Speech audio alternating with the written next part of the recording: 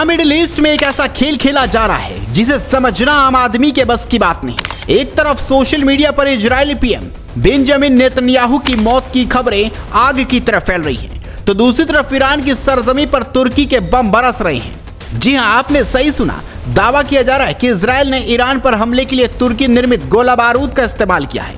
क्या ये शिया और सुन्नी देशों का आपस में लड़ाने की बहुत बड़ी साजिश है? आज के इस वीडियो में हम इस डेथ मिस्ट्री और टर्किश बम के पीछे का पूरा सच डिकोड करेंगे।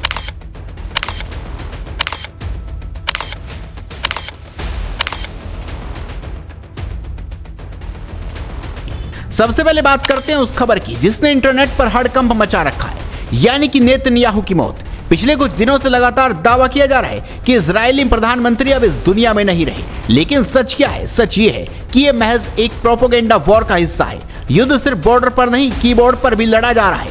नेतन्याहू न सिर्फ जीवित है बल्कि अपनी कैबिनेट के साथ ईरान के खिलाफ अगले कदम की रणनीति बना रहे हैं। ऐसी खबरें अक्सर दुश्मन के मनोबल को गिराने के लिए फैलाई जाती हैं।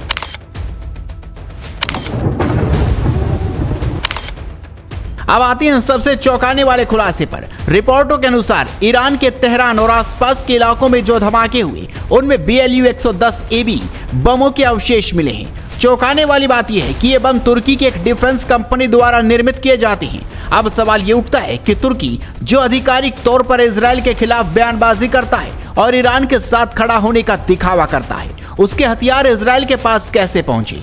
क्या ये नाटो के जरिए हुआ सौदा है या फिर पर्दे के पीछे कोई और ही खिचड़ी पक रही है?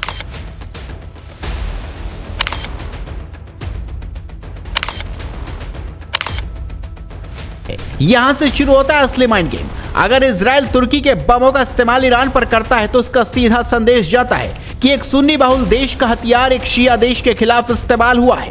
क्या इजरायल जानबूझकर दुनिया को दिखाना चाहता है कि मुस्लिम देश आपस में ही बटे हुए हैं? ये चाल ईरान को अलग थलग करने और इस्लामिक जगत में आपसी अविश्वास पैदा करने की हो सकती है। तुर्की के लिए स्थिति बेहद शर्मनाक है क्योंकि वह खुद को फिलिस्तीन का सबसे बड़ा हमदर्द बताता है।